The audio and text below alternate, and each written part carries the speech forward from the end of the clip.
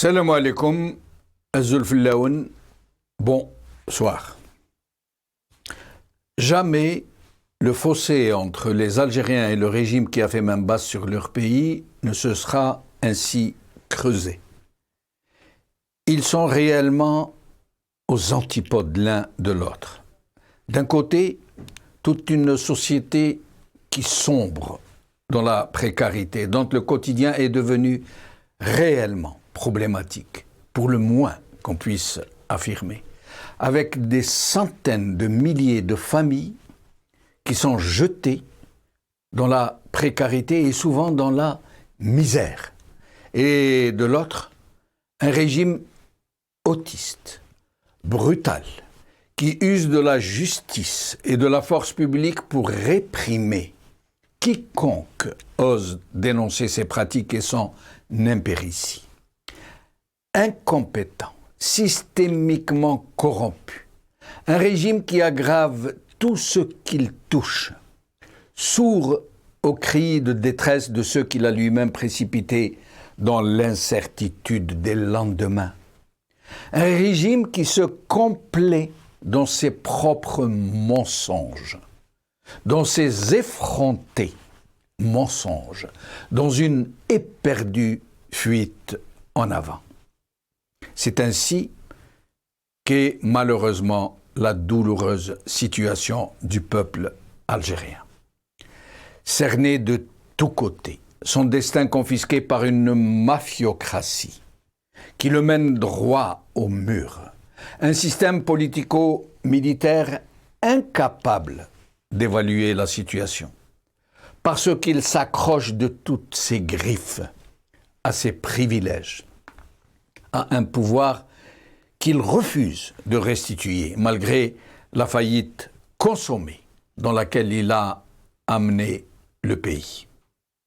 Aujourd'hui, et après la grande zerda de la période Bouteflika, durant laquelle 1000 milliards de dollars avaient été dilapidés, partis pour enrichir la clientèle du régime et partis pour anesthésier la société en la poussant à une frénésie de consommation qui avait laissé croire à un certain moment à de la prospérité et à du développement économique et qui n'était en fait qu'une bulle de plus née de la seule rente, la rente hydrocarbures. Il a fallu d'une chute brutale des cours du baril pour que la bulle crève, pour que l'avion des chimères crache.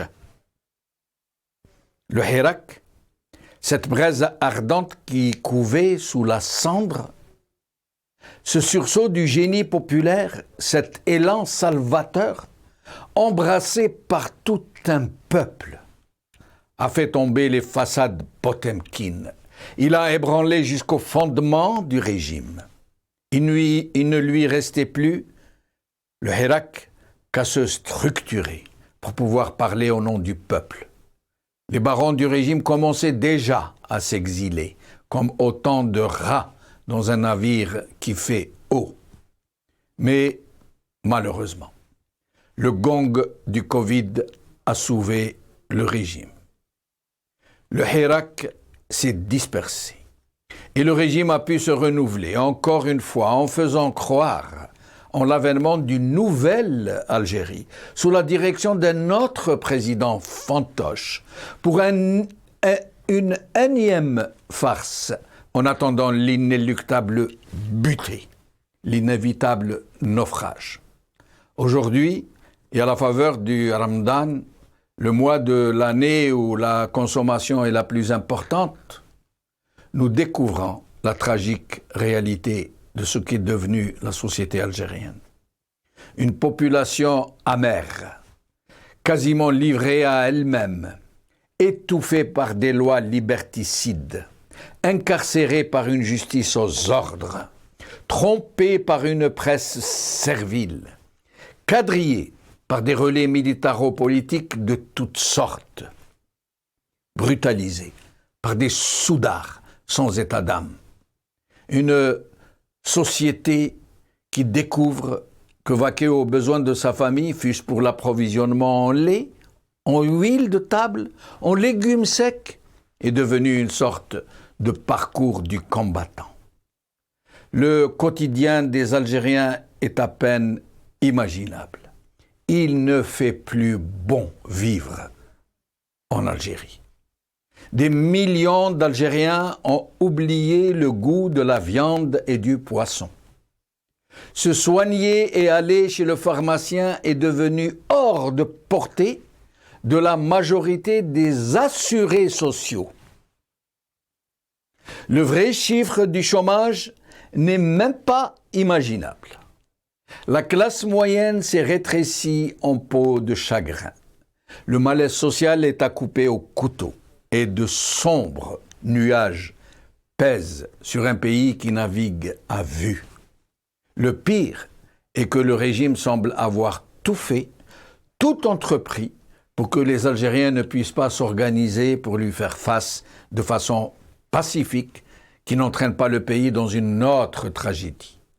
Parce qu'il sait, ce régime, que la violence est son terrain de prédilection, là où il sait évoluer, là où il sait subvertir, là où il sait corrompre, là où il sait réprimer, là où il peut diviser pour continuer à régner, pour continuer à tuer ce malheureux pays.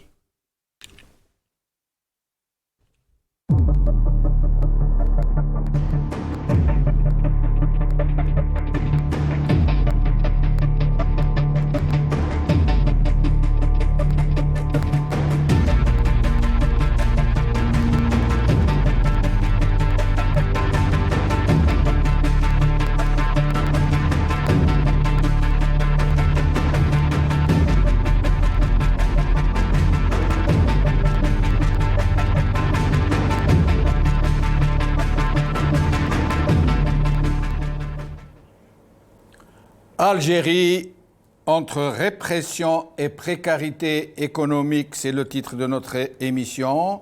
Une émission qui va se décliner sous deux volets, comme annoncé par le titre, la répression et la précarité économique, la dégradation du pouvoir d'achat des Algériens. Pour en parler, j'ai le plaisir de recevoir aujourd'hui Fethi Gherres, coordinateur du MDS, et Bouilem Amoura, secrétaire général du SATEF. Mais avant, nous allons d'abord recevoir pour quelques minutes Nfissa Aïssou, épouse de Merzoug Touati depuis Bjaya, qui est avec nous pour nous dire les dures conditions de détention de son époux, mais pas seulement. Nfissa Aïssou, merci d'être avec nous. Merci de m'avoir invité. Merci à de vous. m'avoir donné cet espace pour parler du cas Merzoug Touati. Merci. Alors, Merzoug Touati, qui avait déjà subi une longue peine de prison, qui a été élargie, puis qui vient d'être convoqué dans l'affaire Baba Ndjar, nous dit-on, à Ghardaya, ce détenu politique, Zabi, qui croupit dans les geôles du régime depuis des années maintenant. Et il aurait été interpellé pour ça. Est-ce que vous pourrez nous en dire plus, nous dire ce que vous avez dit sur les réseaux sociaux? D'accord.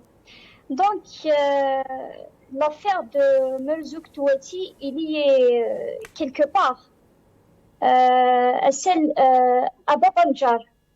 Donc, Merzoug Touati a été convoqué par la cybercriminalité de Béjaïa, qui lui a remis une convocation pour se présenter au niveau de Ghardaya. Donc, au niveau de Ghardaya, on le place d'abord en garde à vue, donc le 28 décembre. Le 29 décembre, on le présente devant le procureur, ensuite le juge, qui décide de sa comparution immédiate. Donc, il y a un procès qui sera reporté pour le 3 janvier. Les faits qu'on lui reproche, c'est d'avoir osé parler, donc, et d'avoir fait son travail, ses tâches de journaliste. Donc, Merzoug Touati n'a fait que relayer l'information, une information qui qui a déjà été partagé par tant de gens, donc par des ONG qui depuis pas mal de temps essayent d'alerter sur le cas de Babanjar. Donc des informations que la famille du détenu ont rendues publiques, l'information que tant d'autres médias et tant d'autres presses avaient déjà rapporté. Donc au final, Merzouk Touati est seul à être condamné à une peine de prison ferme, une amende de 100 000 dinars pour ces mêmes faits que je viens d'expliquer, qui ont été déjà faits par tant d'autres personnes. Et on nous dit qu'il est en grève de la faim? Oui, donc depuis le 29 mars dernier, Merzouk Touati a entamé une grève de la faim. Merzouk Touati revendique, il veut être rapproché de sa famille. Donc Merzouk Touati aujourd'hui se retrouve à presque 500 km de chez lui. 500 km que moi et sa mère, donc ils sont petits frères, la seule famille qu'a Merzouk Touati doit traverser, donc aller-retour, chaque 15 jours pour pouvoir lui rendre visite pendant 10 minutes. Donc, Merzouk Touati, à travers cette grève de la faim, déjà revendique le fait d'être injustement incarcéré, d'être injustement jugé, d'être injustement condamné, et aussi, il demande d'être rapproché de sa famille. Il ne veut pas que sa famille, elle aussi, soit punie arbitrairement de la même manière que lui est puni. Merci beaucoup. Oui, quelque chose d'autre à dire? Oui, je vous en prie. Le 6 avril, quand nous lui avons rendu visite, c'était son 9e jour de grève de la faim. Il avait perdu la moitié de son poids. Il avait du mal à parler, il avait du mal à marcher, il était malade. Il m'a avoué avoir des douleurs au niveau de son estomac. Il m'avait dit qu'il s'était rendu de l'infirmerie de ce pénitencier qu'on lui avait dit qu'il n'y avait pas de médicaments. Merzouk Touati m'avait demandé à moi de lui acheter ses médicaments et de les lui faire rentrer dans cette prison. Donc, je pense que je suis arrivée quelque part à faire, après avoir attendu pratiquement 5 heures pour voir le directeur de cette prison.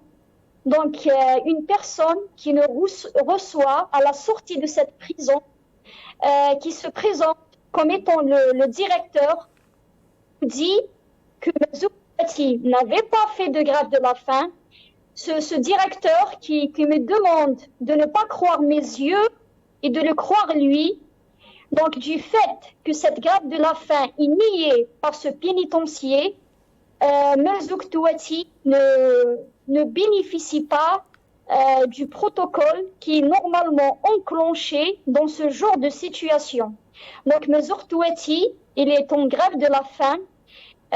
Il est toujours dans cette cellule, dans le transit, une petite cellule surpeuplée. Ils sont 17.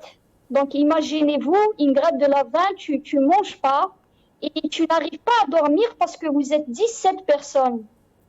Donc, Merzouk Touati ne bénéficie d'aucun suivi médical. Merci Nfissa. Excusez-moi de vous interrompre, Nfissa Aïssou. Donc, on a bien compris, Nfissa Aïssou épouse Touati.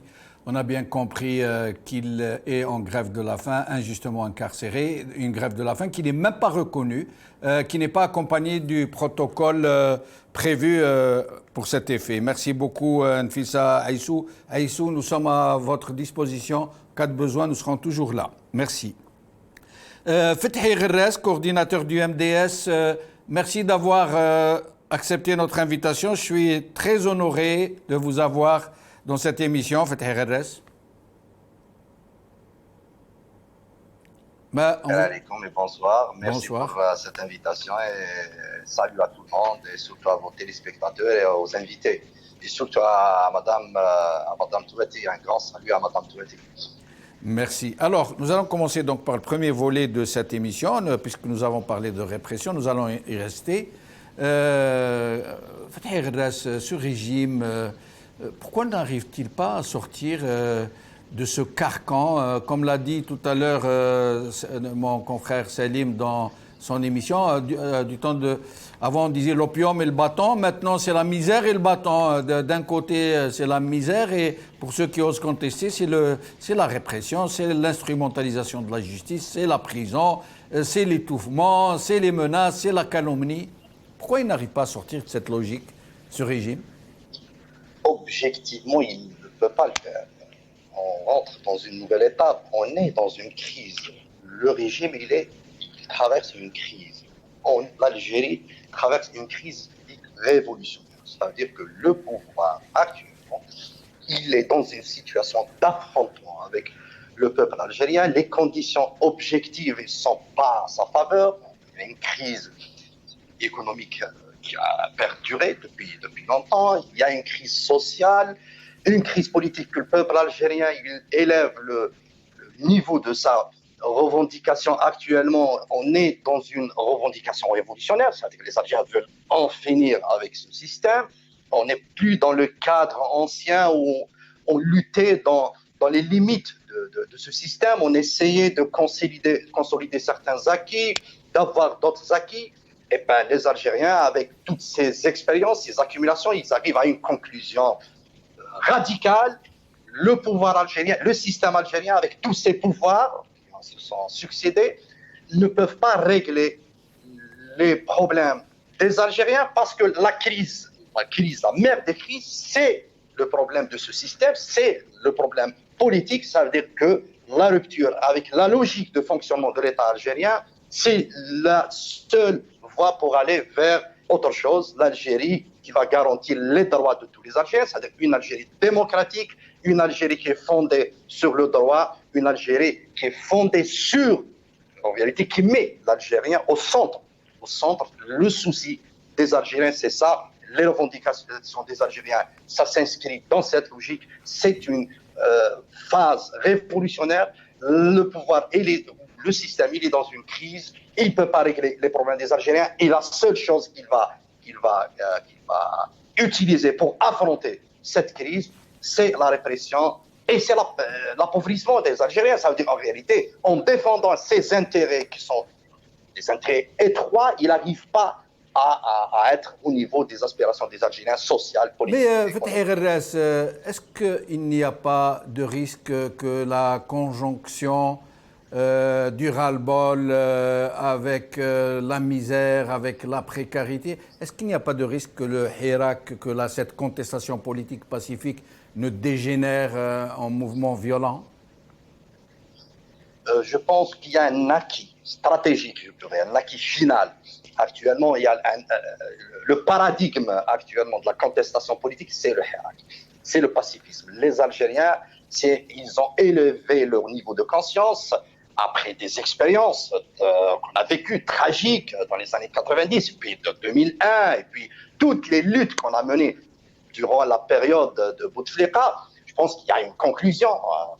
Le peuple algérien, il a tiré une conclusion que la seule manière, la plus efficace pour en finir avec ce pouvoir, c'est d'aller vers un affrontement pacifique dans la durée. C'est-à-dire qu'en réalité, c'est un affrontement qui va en réalité durer parce que le pouvoir il va pas laisser comme ça les choses évoluer dans le sens de dans le contrainte de ses intérêts comme ça sans riposter. Mais les Algériens, je pense qu'ils ont compris que la seule manière pour en finir avec ce système, c'est de maintenir cette posture politique, c'est-à-dire aller vers un affrontement pacifique avec le pouvoir et définir les objectifs.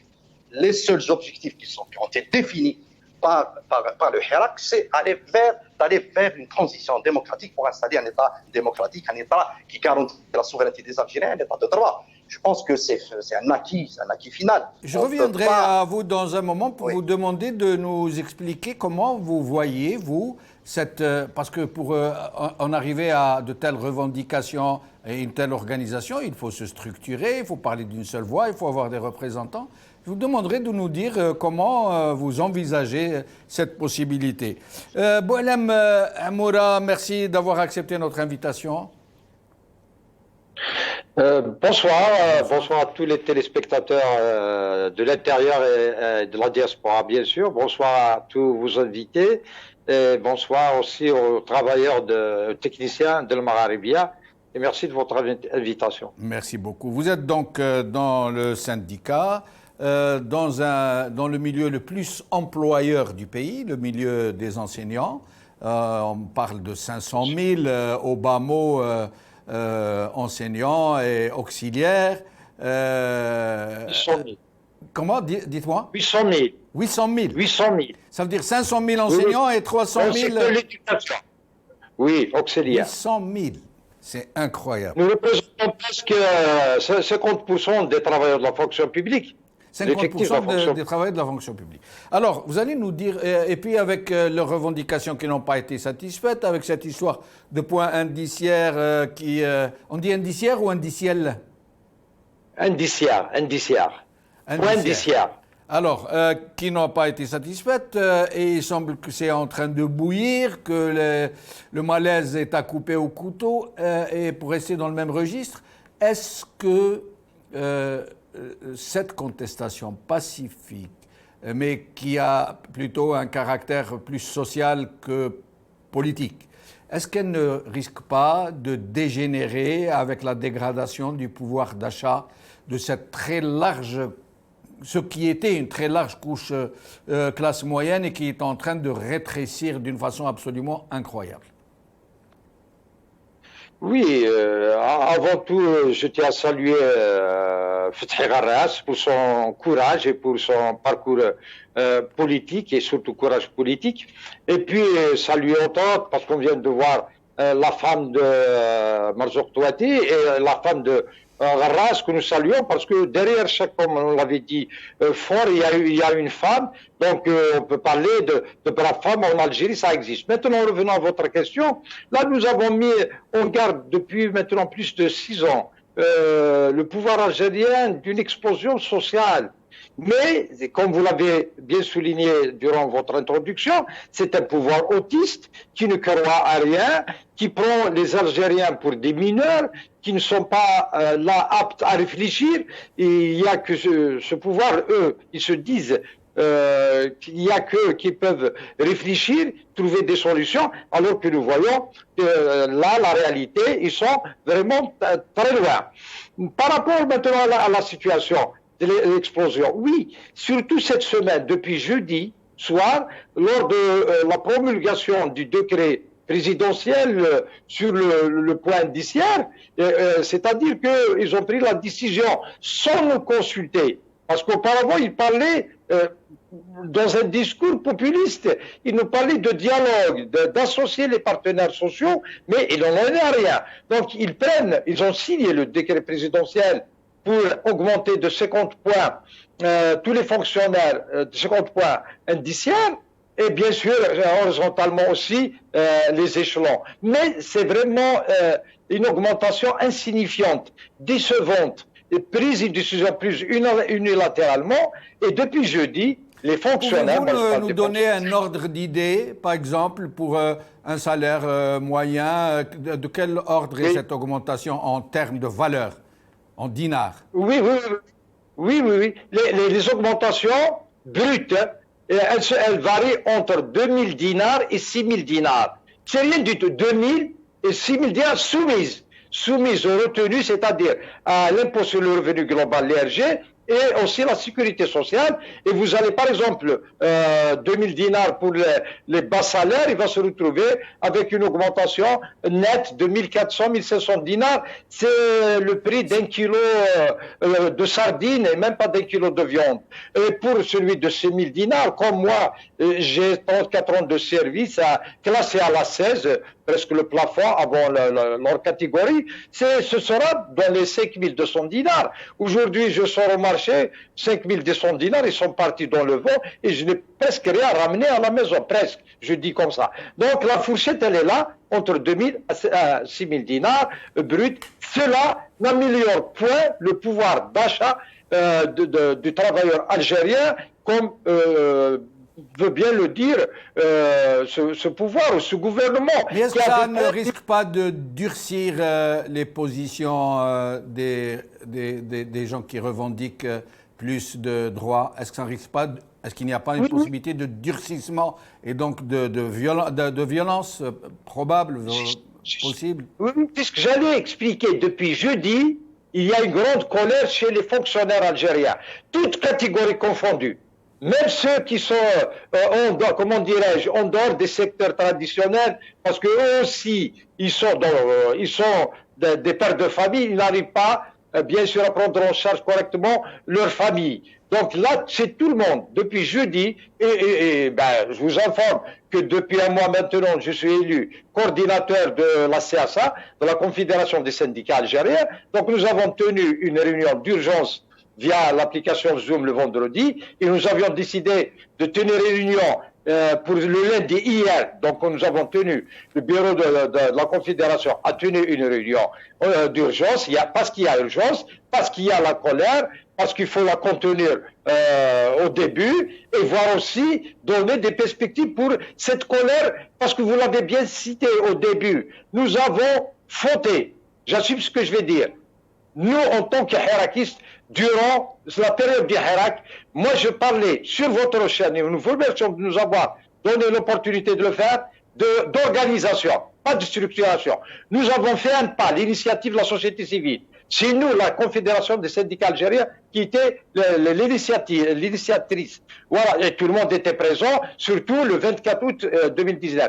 Mais après, oui, je ne sais pas ce qui s'est passé, nous ne sommes pas organisés. Et c'est ce que nous voulons faire maintenant avec cette colère-là. Nous avons tenu une réunion hier, en tant que confédération, et nous allons appeler tous les travailleurs de la fonction publique et tous les syndicats de la fonction publique, parce que ce pouvoir d'achat concerne tous les travailleurs, afin de nous réunir le samedi et de réagir en conséquence. Nous ne pouvons plus nous taire parce que le travailleur algérien, il a été berné pour un certain temps. Ils ont annoncé la réduction sur l'ERG au mois de janvier. Ils nous disaient, on attend pour voir. Et puis, il y a eu une déception, malice. Ils nous disent, attendez le point indiciaire. Et là, c'est fini, les cartouches sont finis, le point indiciaire. Les travailleurs ont vu les augmentations, les maigres augmentations. Maintenant, ils ne croient plus aux promesses, aux fausses promesses. Et je reviens à vous dans un petit moment. Fethi Guerres, avant de vous donner la parole, nous allons vous écouter dans un extrait d'un tout récent meeting auquel vous avez participé. Fethi Guerres.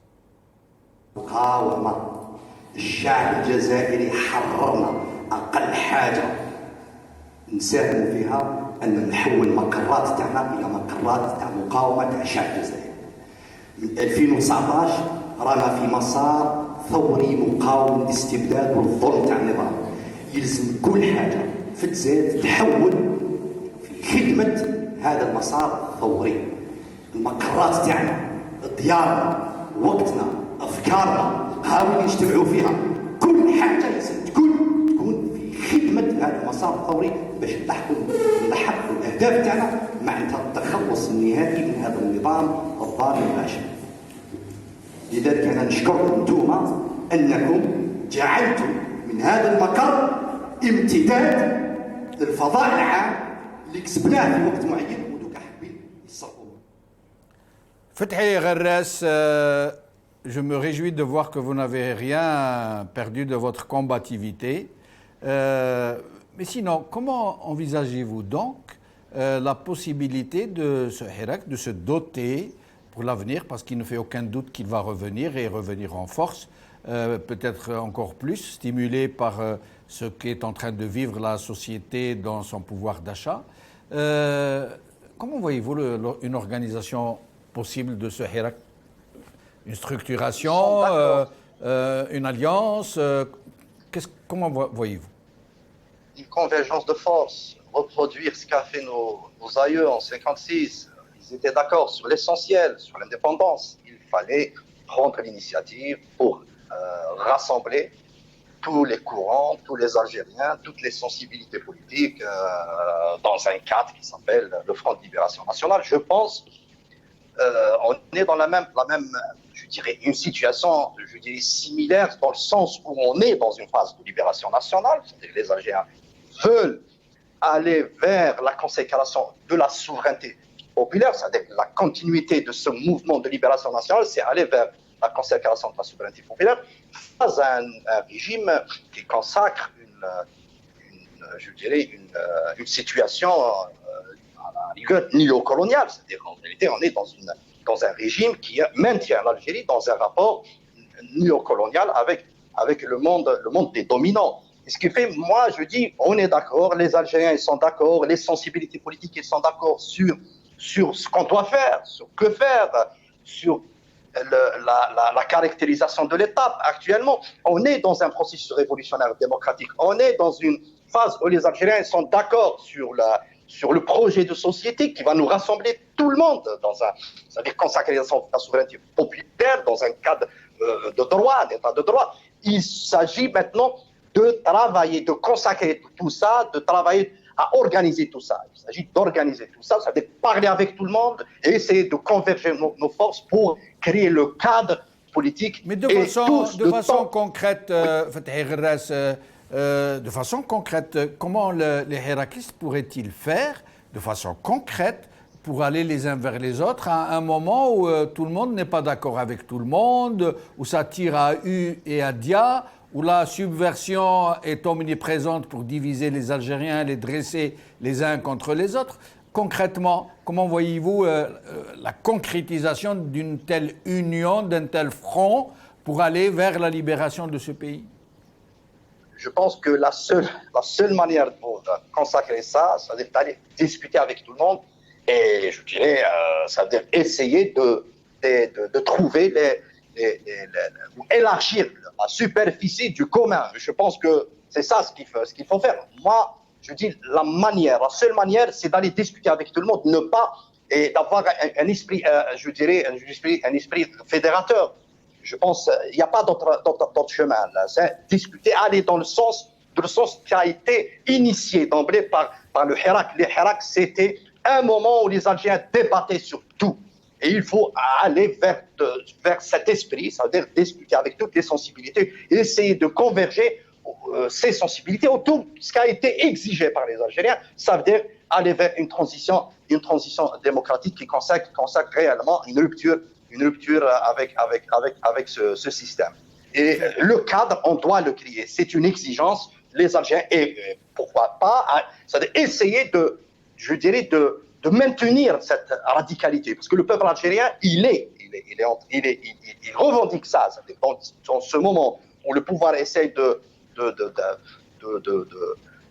d'imposer le doute, il faut maintenir cette radicalité, maintenir un discours d'espoir et dire en réalité on est en train de gagner parce que le pouvoir il ne trouve aucun moyen pour affronter le peuple algérien, aucun moyen à part la répression. Voilà, maintenir le discours radical et être dans l'esprit du Hirak et de la révolution algérienne et s'ouvrir sur tout le monde et discuter et essayer de converger les forces pour aller vers un cadre qui représente réellement les aspirations des Algériens et qui doit être la superstructure politique de ce mouvement révolutionnaire qu'est le Hirak. Et on peut le faire, et on doit le faire. Très bien. Boualem Amoura, les syndicats sont déjà, j'allais dire, prêts. Ils disposent de structuration, d'organique, ils ont leur direction, ils ont l'habitude du militantisme, du syndicalisme, de la revendication. Qu'est-ce qui empêche et qu'est-ce qui a empêché jusque-là ce que les syndicats n'adhèrent au Hirak, mais de façon plus politisée, plus rassembleuse, plus décidée, plus audacieuse, et qui ne soit pas seulement corporatiste et qui ne soit pas seulement socialement revendicative? Non, nous l'avons fait, mais avant. je peux dire que les syndicats, ils sont traversés par les courants qui existent dans la société algérienne. Chaque syndicat a les tendances qu'il y a dans la société, mais je vous rappelle que c'était nous, en tant que confédération, qui avons fait cette initiative, qui avons réussi à faire rencontrer des partis politiques qui ne voulaient pas se rencontrer entre eux, mais nous avions fait les intermédiaires. Et à l'époque, nous étions arrivés à une réunion extraordinaire, je vais la rappeler encore, le 24 août 2019, à la SAFEX à Alger. Mais vous savez que, oui, il y a des différences. S'agissant maintenant des syndicats, les syndicats sont structurés. Et vous le voyez, d'ailleurs, ce qui se passe au sud, cela fait maintenant presque un mois qu'ils sont dans la revendication, ils sont dans la protestation, ils font 2 jours de grève et des sit-ins devant les sièges de wilaya pour bien sûr des revendications salariales et de la prime des Suds. Oui, nous sommes présents dans toutes les wilayas, c'est vrai, c'est un avantage, sans oublier bien sûr, comme je disais, qu'il y a que les syndicats sont traversés par des éthologies. Mais je vous informe qu'au moment où je vous parle, après la réunion d'hier, lorsqu'on avait décidé d'élargir la confédération aux autres syndicats de tous les secteurs de la fonction publique, nous recevons des appels des syndicats de différents secteurs de la fonction publique qui veulent rejoindre cette confédération et aussi d'aller ensemble, de faire un front uni pour améliorer, je parle du pouvoir d'achat. Donc les Algériens en général, ils sont conscients d'abord de la gravité de la situation et puis ils veulent aller d'une façon, lutter d'une façon pacifique pour pouvoir sauver cette Algérie parce qu'il y va de l'Algérie, pas que des familles ou des enfants de l'Algérie. Au début de votre introduction, vous avez parlé de soins. Aujourd'hui, il faut comprendre la détresse des malades chroniques. Aujourd'hui, ils ne trouvent pas de médicaments. Ils n'ont plus de médicaments. Ils sont obligés de faire dans le système D, de se débrouiller. Et puis, maintenant, je vous cite un exemple. En Pologne, le changement est venu grâce à un syndicaliste, Lech Walesa. Donc, si l'Algérie doit passer par un changement à travers le syndicalisme, il faut le construire, c'est ce que nous faisons, mais on ne vous laisse pas tranquille, bien sûr, avec des lois, avec bien sûr, des entraves au libre exercice syndical, et des fois, on vous donne même pas une autorisation pour vous réunir. Mais là, et aussi voilà, avec des syndicats qu'on vous a clonés, des syndicats qui ont été fabriqués. Oui, ils ont pollué le champ syndical. Vous savez, vous avez parlé, moi j'ai parlé de 800 000 fonctionnaires dans l'éducation. Mais nous serons bientôt, rien que dans le seul secteur de l'éducation, avec 33 syndicats. 33 syndicats dans un même secteur. Il y a des corps qui ont même pas 2000 travailleurs. Hein. Ils ont accordé 2 agréments pour 2 syndicats pour voir comment est-ce qu'ils ont agi. Et là, il a son agrément, il peut faire son cachet et être contre vous et vous répondre par la loi pour vous dire, moi aussi, je suis un syndicat et je ne suis pas d'accord avec vos propositions. Mais vous savez, avec le temps, avec la lutte, avec la crédibilité, tous ces gens-là, ils vont s'évaporer. C'est un combat long. Oui, chaque fois qu'on avance d'un pas, il nous faut reculer de 2 ou de 3. C'est l'Algérie qui paye le prix. Et alors qu'au lieu de discuter d'autres sujets que de ça, de revenir la crise, la pénurie de lait, de l'huile, et c'est tous les jours des prix qui augmentent chaque jour, de l'inflation. On va discuter comment tirer l'Algérie vers le haut. Jusqu'à quand on va nous rester à traiter de ce sujet-là. Très bien, très bien, Boualem Amoura. Alors, Fethi Guerras, dernier volet de notre émission et dernier tour de micro. La situation est grave. Les Algériens n'ont jamais vu ça, n'ont jamais connu ça depuis l'indépendance. À la limite du temps de Boumedienne, si vous vous rappelez, vous étiez jeune, vous, à l'époque. On s'était habitué aux pénuries, au faible pouvoir d'achat, mais tout le monde était à peu près logé à la même enseigne, on faisait avec. Mais après les 2 décennies Bouteflika, on a habitué les Algériens à surconsommer, à gaspiller quasiment. Les étalages étaient achalandés, étaient abondamment garnis, il y avait de tout, beaucoup d'argent. Et puis maintenant, brusquement, d'un seul coup, c'est la misère. Ce n'est pas que c'est des difficultés, c'est la misère pour des millions d'Algériens qui ont basculé d'un seul coup dans la misère. D'autres sont dans une précarité à peine imaginable, surtout les retraités, les handicapés mentaux, les gens à faible revenu, les chômeurs et même les assurés sociaux ne peuvent plus se permettre de se soigner parce que les soins sont très chers, les examens sont très chers, les médicaments sont remboursés très peu et je passe sur tout le reste. L'Algérie est au plus mal. L'Algérien, il ne fait plus bon vivre en Algérie. Les Algériens sont en grande difficulté, en détresse quasiment. Comment voyez-vous la situation, vous, l'homme de gauche? Avant, le système, par le biais de la vente, pouvait se reproduire par le partage, mais c'était un partage vraiment inégalitaire, mais il pouvait assurer un encadrement, je dirais, par la vente, pour continuer à reproduire la logique despotique. Actuellement, ce système rentre en crise. Ce modèle rentre en crise. Et il n'arrive pas à garantir le minimum.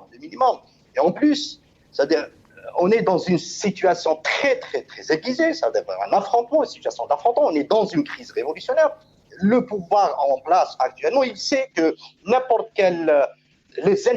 ses intérêts n'arrivent pas je dirais, un peu à trouver des compromis avec le peuple algérien pour essayer de dépasser la crise. Parce qu'en réalité, n'importe quel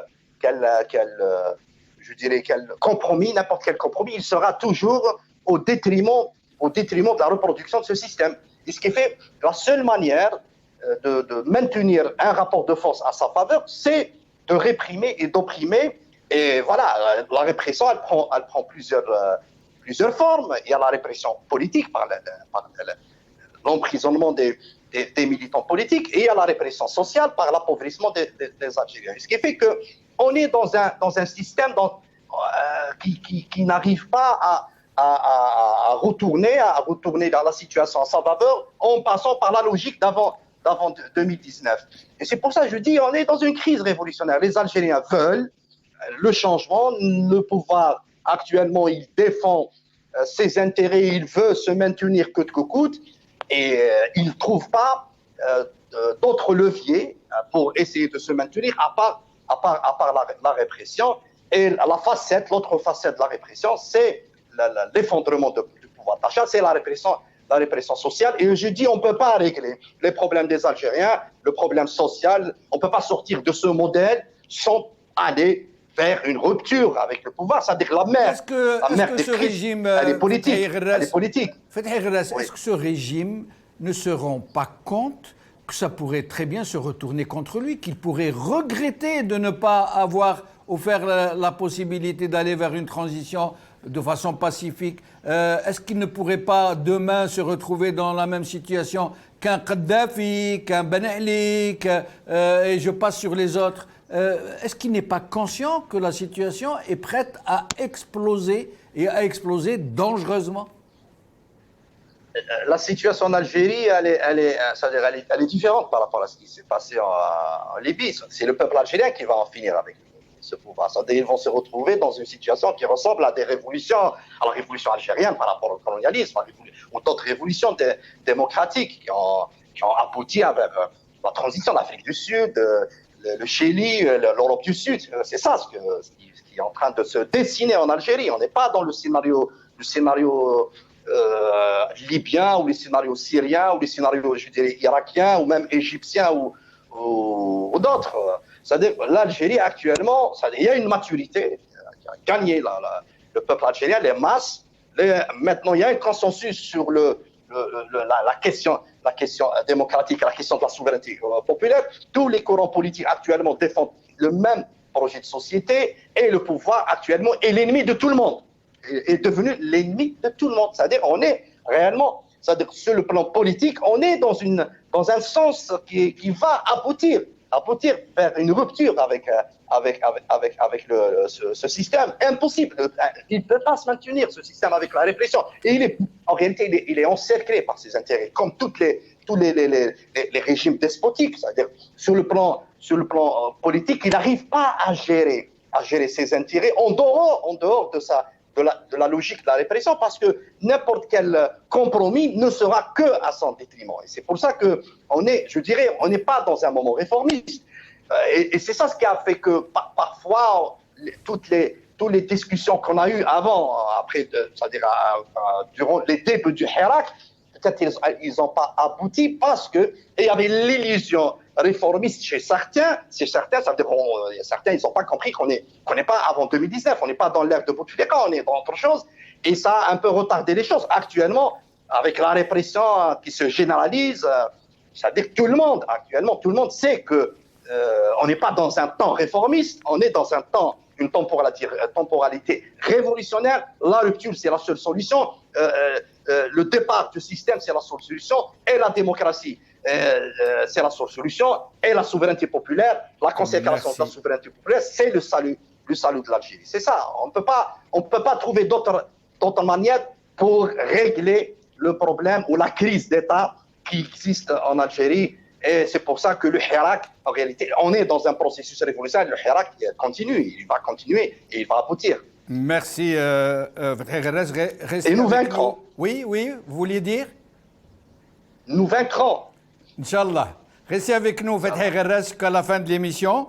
Boualem Amoura, vous, le syndicaliste, l'observateur du pouvoir d'achat des travailleurs, d'une façon générale des citoyens algériens dans leur entièreté, toute la classe moyenne est en train de se dissiper. Est-ce que vous pourriez nous donner des chiffres sur cette flambée des prix via Ramadan pour que les gens qui ne sont pas en Algérie puissent comprendre réellement ce qui est en train de se passer dans ce pays? Merci. De prime abord, la classe moyenne n'existe plus en Algérie. Depuis maintenant plus de 25 ans. La classe moyenne dont je fais partie, dont font partie tous les fonctionnaires, n'existe plus. Elle est laminée. Il y a une classe riche et une classe pauvre. Pardon, Boualem Amoura.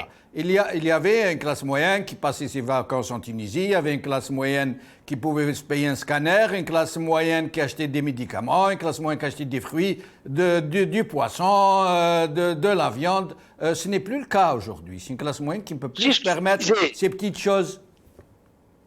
C'est ce que je disais. Je disais qu'elle n'existe plus en Algérie. Soit vous êtes riche, soit vous êtes pauvre. Quand vous n'arrivez pas à subvenir aux besoins de votre famille, votre salaire mensuel ne vous suffit pas pour le mois, donc il ne faut pas se dire que vous appartenez à une classe moyenne. Pourquoi? Parce que vivre, ce n'est pas que manger du pain, un peu de lait, de la semoule, et bien sûr, et de l'huile, et on parle de ça. Bien sûr, vous avez cité le cas de vacances. On était dans les années 80 étudiants, on se permettait avec notre bourse à 1600 dinars le trimestre de partir en vacances et à l'étranger, s'il vous plaît. Pas que dans les complexes touristiques. Aujourd'hui, je vais vous le dire, moi en tant que père de famille, je ne peux pas me permettre d'acheter le mouton de l'Aïd si je fais une comparaison comme ça avec la classe moyenne d'avant. Donc, aujourd'hui aussi, si je ne peux même pas acheter un ordinateur, parce que le monde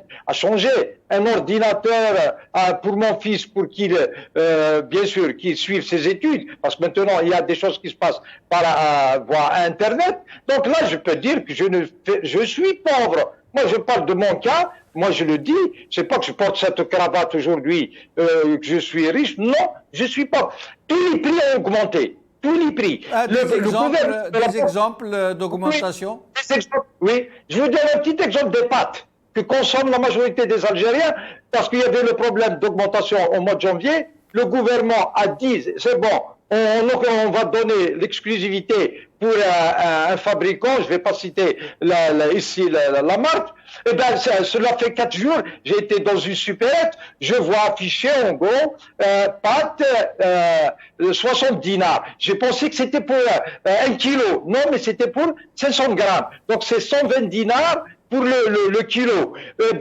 Aussi, aujourd'hui même, j'étais au marché, le poivron, il est à 180 dinars. Aujourd'hui même, moi, j'ai acheté au marché, pas dans une supérette, 250 grammes de café. Le café, une boîte de 250 grammes à 220 dinars. Donc vous multipliez par 4, c'est 880 dinars le kilo. Ça, c'est ce que j'ai fait aujourd'hui. La viande, le poisson. Oui, j'arrive. Le poisson, moi, ça fait longtemps que j'ai pas vu mes yeux. D'ailleurs, il y a une pénurie, je ne sais pas pourquoi, mais sinon, vous ne pouvez pas avoir 1 kilo de sardines à moins de 1200 dinars. Et moi, je vous le dis, ça fait longtemps que j'ai pas vu, je suis à Tizi Ouzou, bien sûr, pas en ville, mais en tout cas, il y a un manque. Il est aussi cher la viande. Vous avez de la viande rouge minimum à 1700 dinars et le steak à 2000 dinars. Ça, c'est des prix que j'ai vus hier. Mes propres yeux, vous avez les œufs aussi à 480 dinars. Le poulet qui est entre 400 à 500 dinars, ça dépend. C'est le cours aussi, ça, c'est comme la bourse. Chaque semaine, il change. Donc, si on ne parle que des produits de consommation, on va aussi parler, vous l'avez bien cité au début, des soins, des médicaments qui ont augmenté, des médicaments que nous achetons sans ordonnance des fois. Je vais citer Doliprane pour les maux de tête par exemple, ils ont tous augmenté. Des petits médicaments qu'on avait l'habitude d'acheter à 50-60 dinars, à 150 dinars, aujourd'hui ils dépassent les 300 dinars. Ils sont même pas remboursés. Et vous avez la majorité des médicaments qui portent une étiquette rouge, ça veut dire que vous n'avez pas le risque, qu'ils ne sont pas remboursables. Et s'ils sont remboursables avec l'étiquette verte, vous allez trouver le prix que vous allez payer, et en bas, vous avez le prix de référence. Référentiel, c'est-à-dire sur lequel il est moins que le prix d'achat, sur lequel vous serez remboursé. Et bien sûr, vous n'avez pas le droit de tomber malade plus d'une fois par mois, et là, l'ordonnance ne devrait pas dépasser les 3000 dinars. Et si je passe à l'imagerie, ne parlons pas de l'ERM, du scanner, et du PCR, et tout ça. Mais je dis... Pour le lait, cette fameuse chaîne du petit matin, c'est vrai que les gens se lèvent tôt le matin, via Ramadan, pour aller ramener leur sachet de lait? Oui, des gens ils font la chaîne à 4 heures du matin, ils ne savent même pas si le camion va arriver. Même chose pour la semoule. Même chose, il se passe la même chose. Les gens, ils sont devant des dépôts, ils sont là à attendre toute la journée. Si le camion arrive, et si en quantité suffisante, vous avez tous vu les photos, par exemple, de Sidi Abdallah, pour ne citer que c'est Abdallah, mais c'est toujours la même chose. La semaine passée, j'ai eu à revoir l'image, j'ai vécu plus de 45 ans. Quand j'étais au collège, au CNET de Sidi Aish, il y avait ce qu'on appelait la Sompac à l'époque. Oui. Donc, au lieu de venir 18 km à pied, on préférait se réveiller tôt le matin, et tous mes camarades de ma génération qui m'écoutent, ils se souviennent, eh ben, on venait à 2 heures du matin, au lieu de venir à pied, donc il y a quelqu'un qui nous ramenait avec son camion, donc on profitait du transport, on arrive à Sidi Aish, à la Sompac. Les gens déjà à l'époque faisaient la chaîne à 2 heures du matin pour avoir de la semoule. Cette semaine, j'ai eu la même image. Donc 45 ans après, je revois la même Sompac, des gens faisant la chaîne pour la semoule. C'est-à-dire que nous avons fait un pas en arrière de 45 ans. C'est ça. Moulem Amoura, restez avec nous jusqu'à la fin de l'émission. Nous allons donner le mot de la... vous vouliez dire quelque chose, pardon? Non, je dirais que je suis vraiment triste pour mon pays. Il y a des hommes et des femmes qui peuvent construire ce pays, qu'on les laisse construire, et c'est tout ce qu'on en demande. On ne demande pas la lune. Merci. Fethi Gherras, vous avez le mot de la fin en moins d'une minute, s'il vous plaît. Merci. Pour expliquer une chose, pour faire le lien entre le volet social et politique, on a affaire à une caste qui détient tous les pouvoirs, le pouvoir politique et le pouvoir économique. La répression, elle est là pour préserver les intérêts économiques de cette caste. Les intérêts économiques, ils sont là pour reproduire cette caste par l'enrichissement illicite la rente, elle est détournée. Par le biais de quoi? Par un modèle qui est fondé sur l'import-import, les surfacturations, et on sait ce qu'il y a comme surfacturation en Algérie, qu'est-ce qu'ils ont coûté, et puis par la spéculation. Et ça explique pourquoi la spéculation, elle est là, elle est orchestrée par je dirais, une mafia de l'informel, en réalité, qui s'enrichit au détriment du citoyen, du simple citoyen. Et tout ça, il doit être protégé par un pouvoir autoritaire. Et ce qui fait maintenant, pour régler le problème de pouvoir d'achat en Algérie, les problèmes économiques en Algérie, il faut s'attaquer à la sphère politique, c'est-à-dire à la nature politique de ce pouvoir, qui est une nature despotique et autoritaire. Et c'est ça ce que pose le Hirak. La révolution actuellement, que pose la révolution, le processus révolutionnaire démocratique en Algérie, il veut régler les problèmes des Algériens sur le plan économique, sur le plan social, culturel, identitaire. Et ça ne peut se faire que en passant par le politique, ça veut dire en finir avec le système despotique et rompre avec sa logique pour aller vers une Algérie démocratique. Les Algériens sont conscients de ça, on est conscient de ça, toutes les sensibilités politiques, elles sont d'accord. Il s'agit maintenant de mettre, en forme tout ça et continuer le travail pour arriver à notre objectif. Et on va arriver à cet objectif et on va en finir avec ce pouvoir. Nos aïeux ont fait la même chose avec le colonialisme algérien, le colonialisme français en Algérie. Maintenant, on va le faire avec le colonialisme des Algériens, ça veut dire les gens qui sont en train de maintenir un rapport néocolonial avec les forces qui dominent le monde. C'est-à-dire, nous, on va vaincre, le Hirak ne va pas s'arrêter jusqu'au bout. On est jusqu'au boutiste, les Algériens, ils sont jusqu'au boutiste. On va arriver à cet objectif. Vive l'Algérie et nous vaincrons. Merci Fethi Guerras pour ce réjouissant optimisme. Je vous remercie d'y croire aussi fort. Et personnellement, si je peux me permettre de donner mon avis, j'y crois autant que vous. Merci Boualem Amoura. Merci à vous, chers amis, d'avoir suivi cette émission. Sahaf Torkum, Qawala Khair, Slama.